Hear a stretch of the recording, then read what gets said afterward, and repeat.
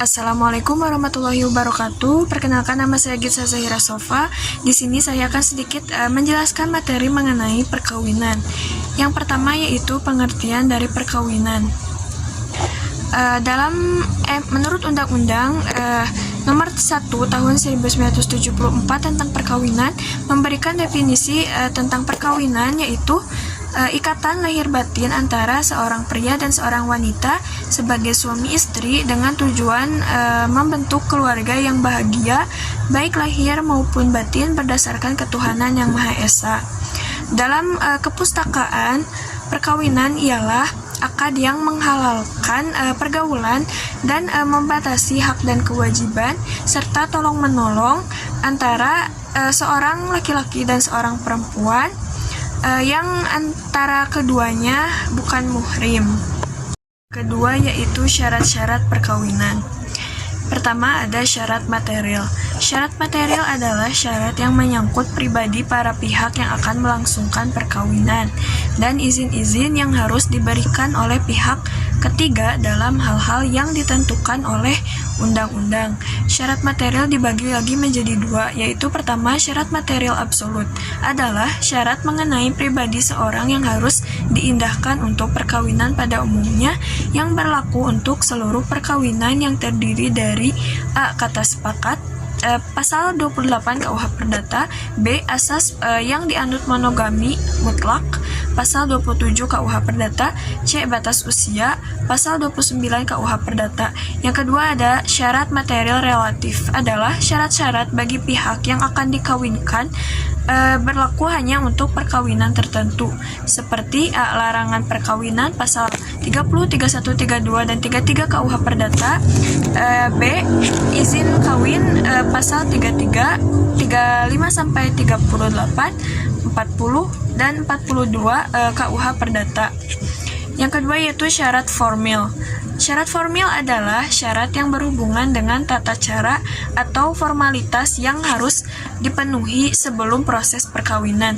Yang pertama ada pemberitahuan atau kehendak kawin kepada pegawai catatan sipil, yaitu pegawai yang nantinya akan melangsungkan pernikahan. Yang kedua yaitu pengumuman. Yang ketiga yaitu pencatatan perkawinan. Pencatatan perkawinan adalah suatu pencatatan yang dilakukan oleh pejabat negara terhadap peristiwa perkawinan. Pencatatan perkawinan ini bertujuan untuk mewujudkan ketertiban perkawinan dalam masyarakat, baik perkawinan yang dilaksanakan berdasarkan Islam maupun perkawinan yang tidak dilaksanakan berdasarkan syariat atau hukum Islam. Realisasi pencatatan perkawinan ini akan melahirkan akta nikah yang masing-masing dimiliki oleh suami dan istri. Akta nikah ini ditandatangani oleh kedua saksi, pegawai pencatat nikah yang menghadiri akad nikah, dan wali nikah atau yang mewakilinya. Yang keempat yaitu pencegahan perkawinan. Syarat-syarat perkawinan yang dapat dijadikan alasan untuk adanya pencegahan perkawinan disebutkan dalam pasal 20 Undang-Undang Perkawinan Nomor 1 Tahun 1974, yaitu 1. Pelanggaran terhadap pasal 7 ayat 1 mengenai batasan umur untuk dapat melangsungkan perkawinan.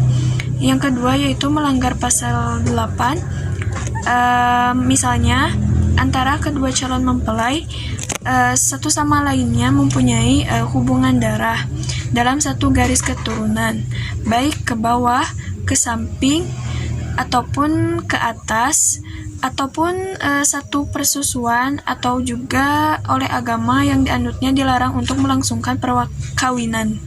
Dalam hal ini, perkawinan dapat ditangguhkan pelaksanaannya, bahkan dapat dicegahkan pelaksanaannya untuk selama-lamanya. Misalnya, perkawinan yang dilakukan oleh kakak adik. Yang ketiga itu pelanggaran terhadap pasal 9 mengenai seseorang yang masih terikat perkawinan dengan orang lain. Tidak dapat kawin lagi kecuali apabila memenuhi pasal 3 ayat 2 dan pasal 4 tentang syarat-syarat untuk seorang suami yang dibolehkan atau diperbolehkan berpoligami.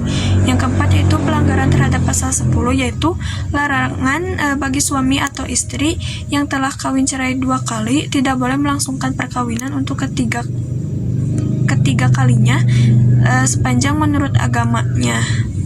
Yang kelima yaitu pelanggaran terhadap pasal 12, yaitu melanggar syarat formal untuk melaksanakan perkawinan, yaitu tidak melalui prosedur yang telah ditetapkan. Yang terakhir yaitu pembatalan perkawinan. Pembatalan perkawinan ini terjadi apabila para pihak tidak memenuhi syarat-syarat untuk melangsungkan perkawinan. Syarat-syarat yang tidak dipenuhi itu dimuat pada pasal 26 ayat 1, yaitu 1. Perkawinan yang dilangsungkan di muka pegawai pencatat perkawinan yang tidak berwenang. 2. Dilakukan oleh wali nikah yang tidak sah. 3. Yaitu tidak dihadiri oleh 2 orang saksi. Sekian yang dapat saya sampaikan. Mohon maaf apabila ada kesalahan. Wassalamualaikum warahmatullahi wabarakatuh.